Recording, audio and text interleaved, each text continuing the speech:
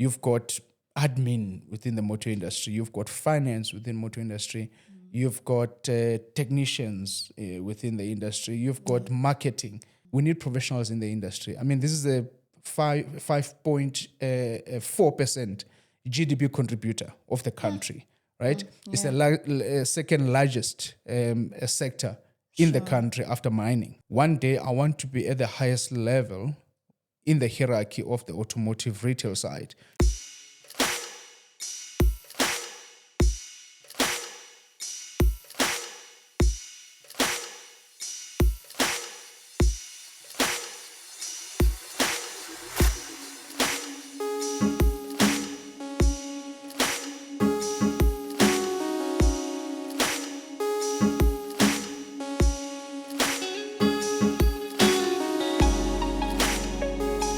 Hey fellow Africans, welcome to another episode for Creating a Better Africa with Kabelo Linus, a platform for inspiring and phenomenal chats. Joining me today is the most exciting human being, and I'm sure you also cannot wait to be hearing out of what he is doing and what he's done and what he will be doing in future. I'm sure there is, and definitely there is the future. He is the CEO and founder of a TED Motor Group and NADA Vice Chairman, and that is Thembinkosi Pantsi. I should be saying po. Yeah. How are you doing, I'm sir? okay, madam. Great to be here. How are you? I'm good. I'm good. Awesome. Good. And thank you so much for honoring the invite. No, it's a pleasure. Anytime. It almost I didn't happen. I couldn't have missed it. No ways. No. You know, everything is God's time. You know? Right. And God is in control. Sure. So you might think that we're in control. No. Oh, yeah. No, definitely. not. Yeah, but great to be here. Yeah. I'm glad you're great to be here. But also, please share your upbringing with us. Yeah. No, grew up in the Eastern Cape, in a farm near Grahamstown. It's called Makanda now. And that was my, upbringing, village life or farm life as we would call it back then. I'm the eldest in my family, family of 4 of us. So, I have to be that breadwinner.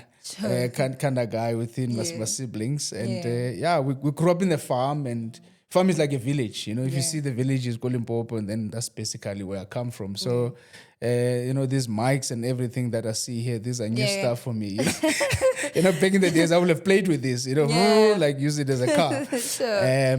I grew up there, and then I went to study in Grahamstown, my primary school back then, and I did my high school there. And then I went to varsity in Port Elizabeth, which is called now Kabeh.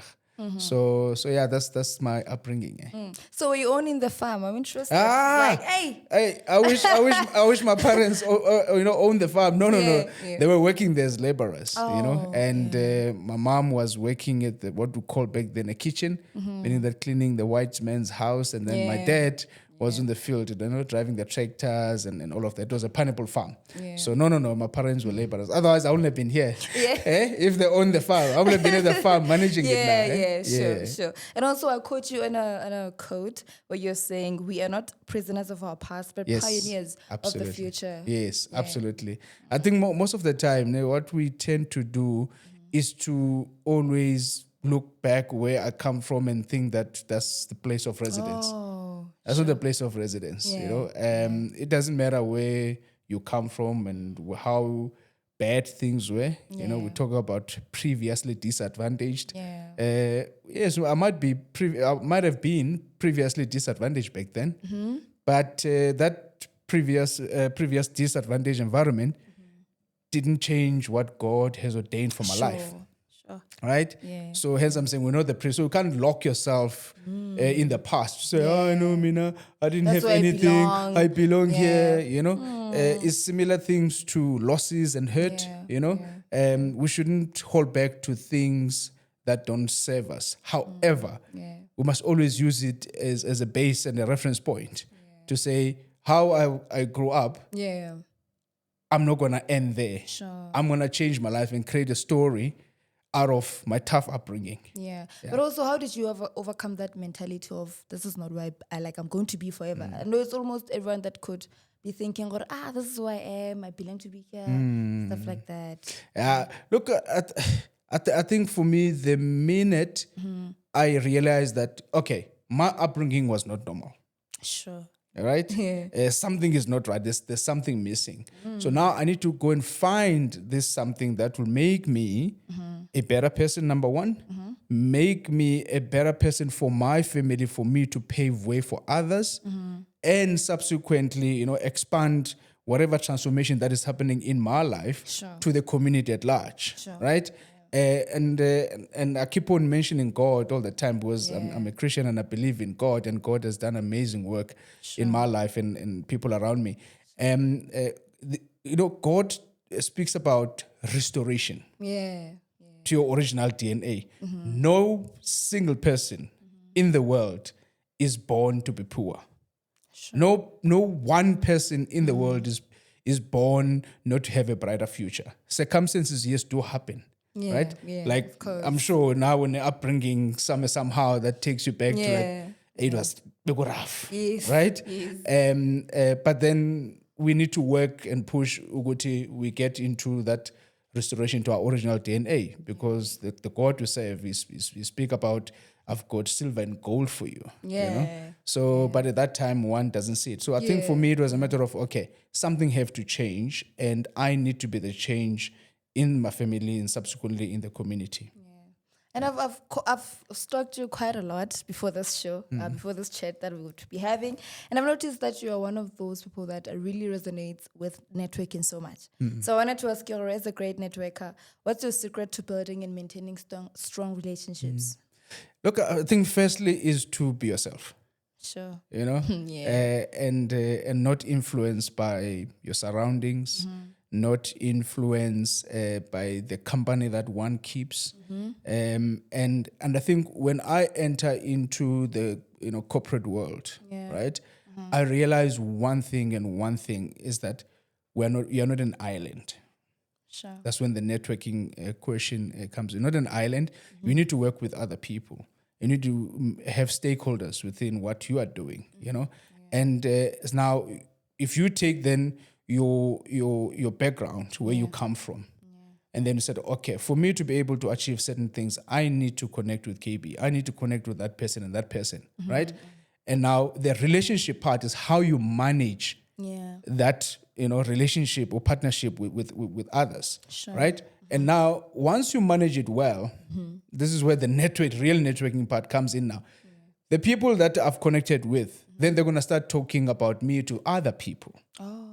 Right? Oh no, I met with Thembinkosi, he does this, he does that, and all the good things that they felt to go to, I can bring to the table, right? And then you build it from there. And then after you've done that, there comes now integrity. There comes respect. There comes honesty. There comes vision and goals that you can be able to share with these people. Sure. And then by doing that, now you're building the network, right? And also, I think when it comes to network, once it's self-centered, then it's not going to go down well. Okay. I'll pause it there. And also, I heard you talking about entering corporate, right? Yeah. So I wanted to check with you and to confirm if what you started, is that something that you're doing now? Like, did you study for what you're doing now, or is it totally different? I wish. Oh, it's been a journey. Yeah. It's been a journey. No, look, my first job, I was a cleaner at the restaurant, cleaning toilets and cleaning the kitchen and all of that. That's when my work started. And it was in a restaurant in Neisner. And through network, I managed to get out of that space and then really enter into corporate. So I left hospitality to go into corporate and working in the insurance business, as one of the broker consultant back then, or sales people that you can call. Yeah. And then from there, it was a matter of wanting to study again because I dropped out of varsity back then. Parents couldn't afford my varsity studies. So second year, mechanical engineering, drop out. So I have to go and work, That's when I work at the restaurant. And then subsequently I left the restaurant to be in the insurance industry. Then I moved into the automotive industry, which is where I'm at the moment. And it's almost 2 decades now in the motor industry. Yeah, that's how the corporate journey started. Oh, okay. Yeah. And also, what is the most valuable connection that you have made in your career, and how has that impacted your life? I think for me, it's connecting with people. Sure. Right? And I always say that, I'm not in the car business, I'm in the people's business. Because for me to get into the motor industry, someone through my network, someone have to mention me in the boardroom. Right? Yeah. And once that happened, I then took ownership of my destiny back then. And it was not easy getting into the motor industry back then. Sure. But fortunately, I had an opportunity, and then I took that opportunity with both hands, and I ran with it. Sure. Yeah. How today, like to this day, how do you define black excellence? Yo, black X. Oh, this is a buzzword. This is the buzzword in the country at the moment. Yeah. Look, I think black excellence for me is touching others' lives, Sure. right? As I said earlier on, networking shouldn't be self-centered, like it's about me. Yeah. Black excellence for me is to open up doors and open up avenues for others as well, like-minded people, you know. And I remember when I joined the motor industry, I started as a salesman, and after I became a salesman, I became a brand manager, and then after brand manager, I became a general manager, and then dealer principal, which is one of the highest levels within the retail sector. Sure. But in all that space, I was saying, okay, how can we bring our own people into the space? How can we bring more women into the automotive sector? Black women, that is, and black men, that is. And throughout the years, that has been a drive. And also how I carry myself as well in the motor industry, it should be exemplary to others to say, okay, if you can do it and if you can break barriers in this space, what can I do in my own space? Sure. For me, that's black excellence. Sure. And what is the most important, valuable lesson that you've learned being an entrepreneur into the automotive industry, and how has it shaped your approach? Yeah. For me, it's nothing is personal. It's not that deep. Nothing is personal. And I struggled with that when I started as well. I had this manager in that business when I started back then, and this guy was like ruthless. Sure. Now, here am I, young black man. I just entered the corporate space. I'm coming from the farm or villages. I don't know these big cities and the life and certain things, And it's like, how will this guy talk like this to me or treat me like this? So I took it personal, right? And at that time, it's a time whereby we just got freedom and all sort of things. So in my head, no, this guy is being one of those guys that were there, pre-1994. So that is why he's treating me like this. But it was not. The guy was doing what he has to do, and I had to toughen up. And I took it personal for the longest of time. I ended up hating the guy. But then when I realized, no, dude, you have now entered into corporate. You are now in business. And certain decisions are not about you. They're about the business. I think in business, so don't make it about you. And for me, that was a lesson. And after that, you grow thick skin. And I think in business, it's never about the founder or the CEO. It's about people. That's why you call your business your people's business. In the business of people. Yeah. People buy from people. People deal with people. Sure. Yeah, it's not about Thembinkosi. It's not easy. It's never easy. But what advice would you give to someone that wants to enter into the automotive industry? Is it an easy one, or it's just...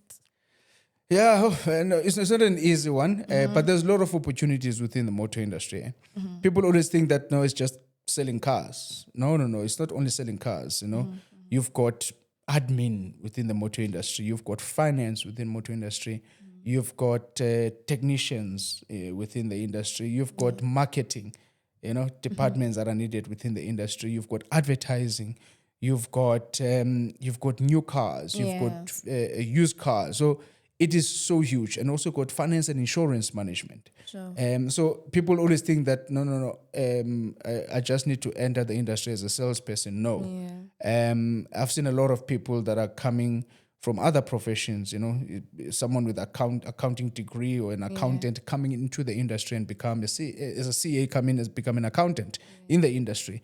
And there's a lot of opportunities. And what the industry needs right now is drastic transformation. Just before I came here at an executive meeting with RMI, which is a retail motor industry, And these are the things that we spoke about as to how do we fast track, transformation in the industry to make it more appealing, to our people and also to professionals to say we need professionals in the industry. I mean, this is a 5.4% GDP contributor of the country, right? It's the second largest sector in the country after mining.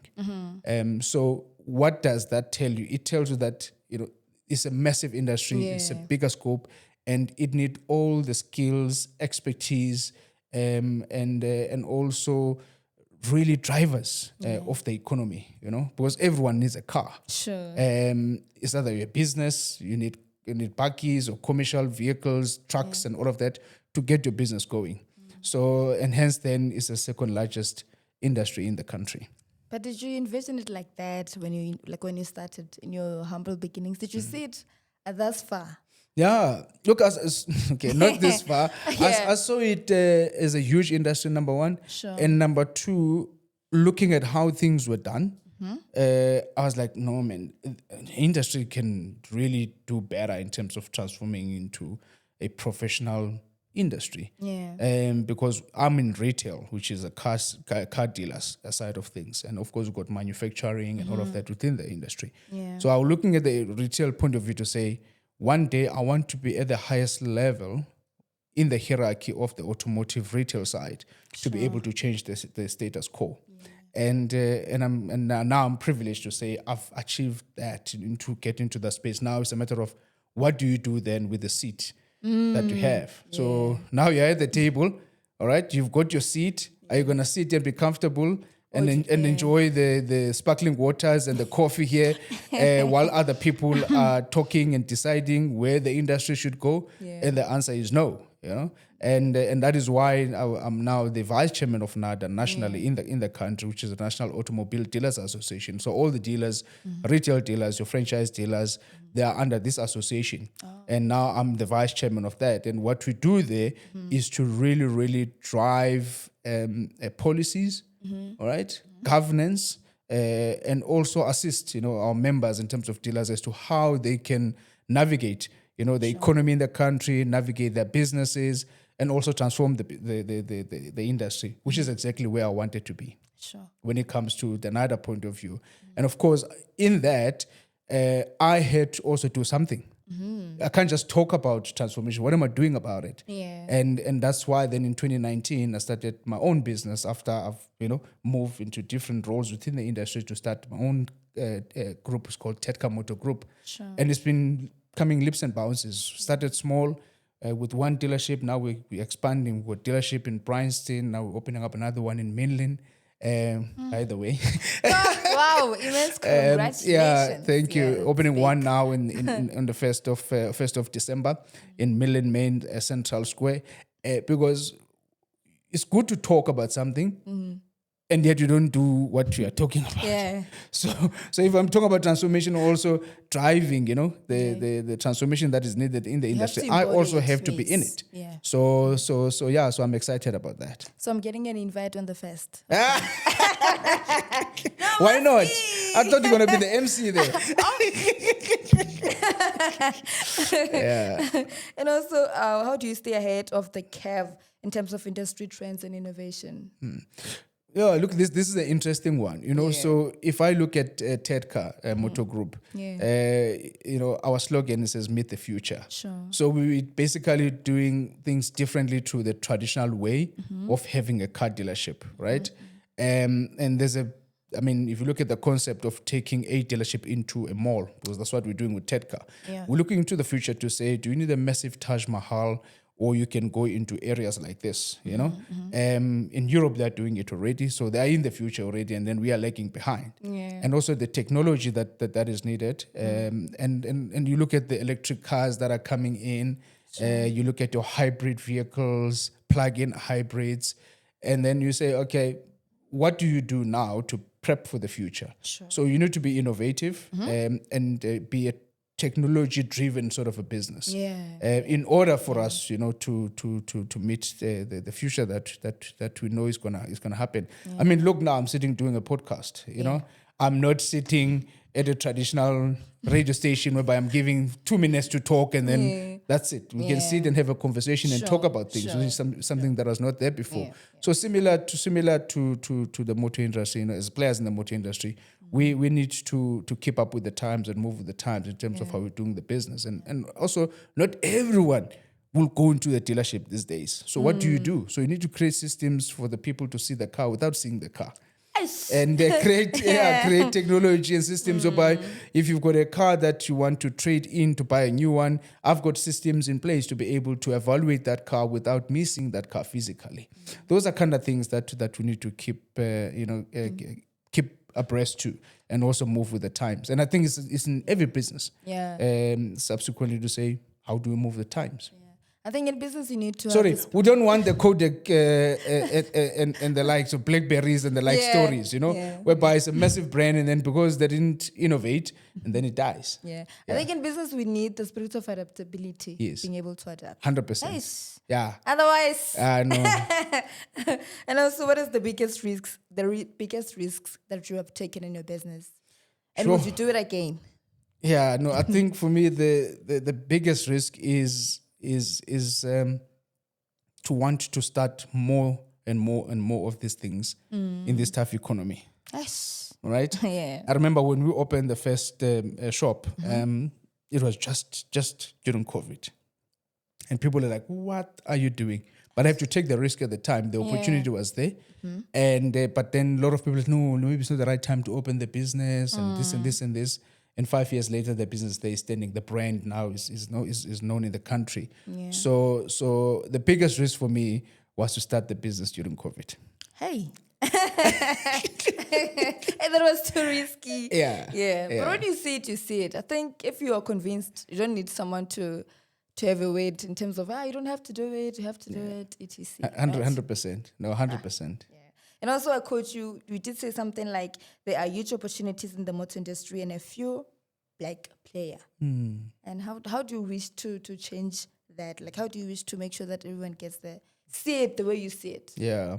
Look at I guess that's why I'm sitting here, that is why, I got involved with the NADAs and the likes and use massive different platforms to be able to get this transformation agenda happening. Right, sure. And I mean, there's a lot of work that we're doing for NADA, and there's more now that we're doing in terms of because we've been re-elected for the second term. So for the next 2 years, we are serving there. And one of the things that we really, really want to drive is to flesh out the opportunities that are there in the industry. And we talk about making the industry look sexy, because right now it's not. It's a boys' club. And how do we change that? And then that's when we said, okay, we need to come up with certain campaigns that will draw people to come to the industry, have more black players in the industry, and also have more black women into in the industry.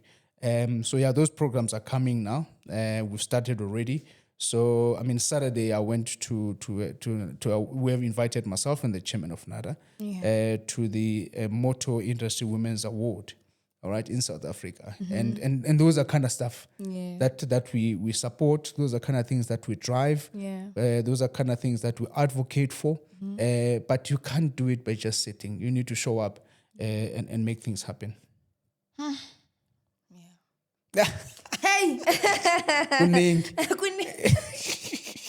there's a lot. But besides launching on the 1st of December, is there any exciting project that you're looking forward to? Yeah. Now, look, TEDCA is, as I said, it's a motor group. We're building a motor group. We're looking at opening up service centers in the country now, in rural areas. We're looking at growing the dealer footprint in the country. So it's not only Gauteng. We want to open up a dealership in the Limpopo province. We want to open up a dealerships in the Eastern Cape, Western Cape. So this is a start. All right, for us with bigger things to come. Sure. I mean, we've got the LDV franchise, which is the bakkies as well as the commercial vehicle and SUV, a brand that is in the country now that have signed up with us, to open up these dealerships. So we've got one in Bryanston and now we're opening one in Midland. And we've also got TEDCA used cars, a business that is up and running, but there's more to do. So I'm very excited and looking forward to opening up more dealerships that will employ more people and give more people opportunities, and get the people to come into the industry, learn from us. We grow Tedcar together, and they must leave. They must go and open their own. And that's what we're looking for. That's what I'm looking forward to, is to get new blood into our group, young blood, that is. We grow each other, we mentor each other, and we get them to open up other businesses. Because the last thing you want is to have people that are going to sit in organization forever. That's not transformation, right? Allow people to come in, learn. Once they've learned and they want to grow, support them to go and grow. That's how others are doing it. So why can't we do it? So if you come and work into my organization, I shouldn't say, no, I've got her for life. No, she's a good one. Let me keep her here. No. You should be let to fly as well. That's what is fascinating, and that's what I'm looking forward to. Just to transform the industry and also to let people grow within the industry. So what does 10 years look like from now? The future look bright. I need glasses. No, look at. I think with a lot of things that are happening in terms of the technology, electric vehicles, one now have to start changing the game in terms of the business and look into the future. So the next 10 years it's gonna be a lot of hard work, a lot of adapt that we have to do to align the business into the future. And subsequently to have Tedcar is one of the biggest dealer groups in the country. Yeah. And also as a leader, what are the characteristics which defines a leader according to you? Yeah, no, a leader is someone that has a strategy in place. He's got a vision. He's got a goal. But then the vision and the goal is not only his vision and goal, it's a vision and goal for the people. It's aligned to the people, or the people aligned to the vision. And I think for me, one have to lead himself first before you call yourself a leader.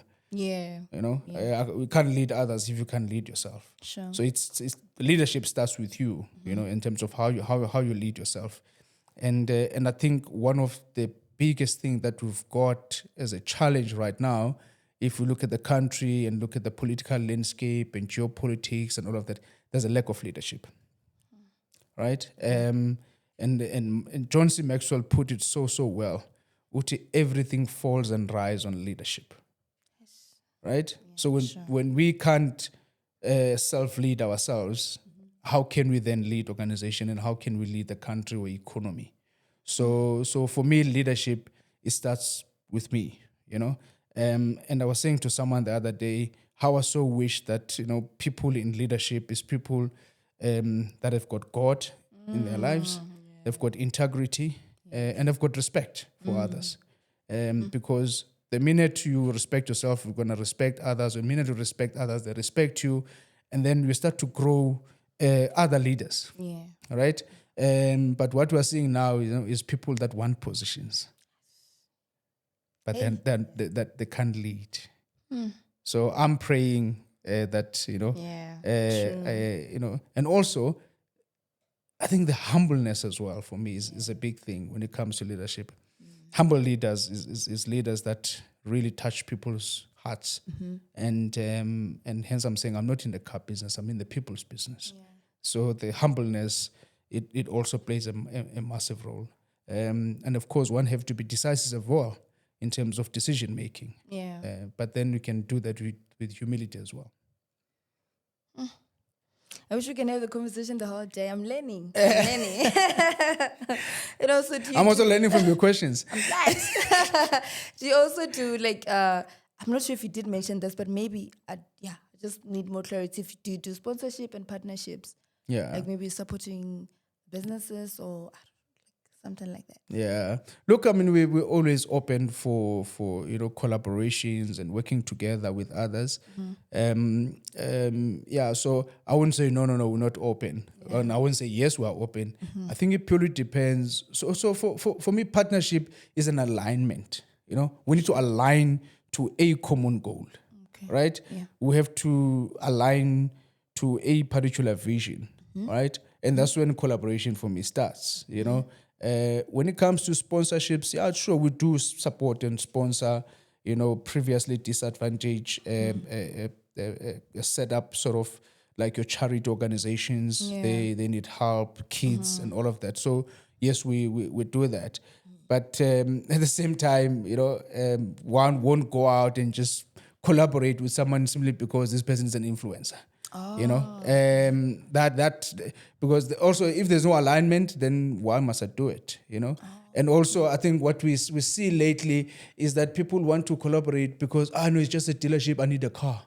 But what is a person doing? What is their main drive when it comes to community? Because remember, we're not in businesses just for the fun of it. Yeah. Right? We're there to serve. Sure. And to serve people and to serve communities. Right? So whatever we do, it should be centered around that. I hope I've answered you. You did. You did. And also people who aspire to be into the automotive industry, like what do you have to say to them? Yeah, no, I think they must really, really research and spend some time to look into the industry. There's so many good things that are happening in the industry. And the industry is evolving. And we need your creative people. Sure. Right? We need people that are strategic. We need people that are game changers. They see things that other people don't see. And then you bring those expertise and plug it into the motor industry, and then we're going to have a wonderful motor industry that serves everyone. So I think for me, it's for people to really look. Let's say, for instance, you are someone who's good in designing. Sure. Right? Think about what sort of website can you design, website of the future for the industry, and then you get in. Or if you're an accountant, there's a lot of accountant that are needed to run operations. So there is so much, so much. It's just that people always look at it in one angle, sales, right? Yeah. Or I want to be a manager. Yeah. All right. But there's more that one can use to enter the industry. So I think we just need to really research and spend more time in the industry and see what is really happening. And you'll find that, there's great opportunities. And for inspiration, where can they find you? Maybe they just want to check or look into your page. Yeah, I used to be under the rock, but I have to change with times. No, I am available on social media in all the platforms. Your X, LinkedIn, I'm Thembinkosi Pantsi in all of them. Your Facebook, Instagram, and of course our website is www.tedcar.co.za. And I'm everywhere. All over. And concluding this phenomenal chat, what words do you have for fellow Africans? Yeah, fellow Africans, I think we need to unite in business. We need to unite in bringing back Ubuntu. We need to unite in taking our seat on the table. Sure. But we can only do it if we work together, collaborate, and also just lead with integrity. Sure. Yeah. Thank you so much. Thank you, Sissy. Appreciate This is for you. Hey, I've never got a gift in my life. Not from interviews. This is nice. Thank you so much. We really appreciate it. You're welcome. No, thank you, KB. You open it when you're home or after this. Hey, no, I will save it for later. Thank you so much. No, thank you. And that's it from me and my handsome and beautiful guest. Beautiful. I don't know. But anyways, thank you so much for watching, and I'm glad that you watched, and I hope that you've learned great from this beautiful conversations that we just had.